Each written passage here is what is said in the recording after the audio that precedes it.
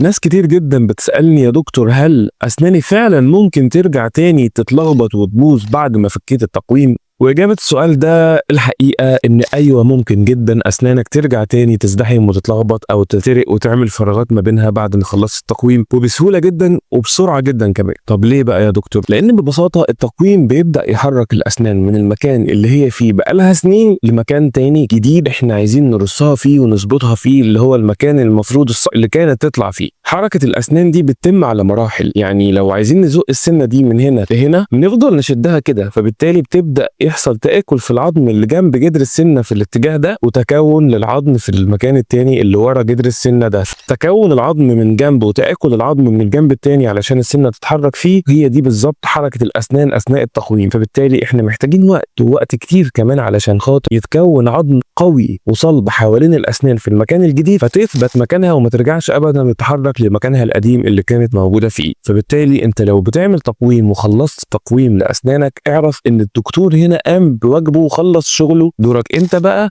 اللي هتكمل رحلة التقويم وهتلبس المثبت بتاعك يومي علشان تحافظ على أسنانك في مكانها اللي انت وصلت، لانك للأسف الشديد لو أهملت في لبس المثبت أسنانك هترجع فورا تتلخبط تاني وتبوظ مكانها، وبالتالي يبقى انت ما استفدت اي حاجة من الرحلة بتاعتك اللي كانت مدتها سنة او سنة ونص او سنتين. وفي ناس اسمع ان هم بيقعدوا 3 سنين و4 سنين، دي مدة طويلة جدا. كل ده راح على الارض وكل ده اختفى للاسف وباظ، ومحتاج تركب تقويم من اول وجديد، ومفيش حل تاني غير انك تركب تقويم من اول وجديد وتعيد الرحلة من تاني. طب وليه ما خلينا في خالصه ونلبس المثبت بتاعنا بانتظام ونحافظ على اسناننا عشان ما نضيعش وقتنا وفلوسنا؟ فلو استفدت من الفيديو ده ما تنساش تعمل لنا لايك على الفيديو وتنشره وتشيره لكل الناس اللي انت عارف ان هم عملوا تقويم وانا وانت عارفين ان هم بيكسلوا يلبسوا المثبت بتاعك. ابعت لهم الفيديو ده عشان يستفيدوا منه. ولو انت بتتابعنا على انستجرام او فيسبوك اعمل لنا فولو. اشوفكم على خير في فيديو جديد. كان معكم دكتور عبد السلام محمد، والى اللقاء.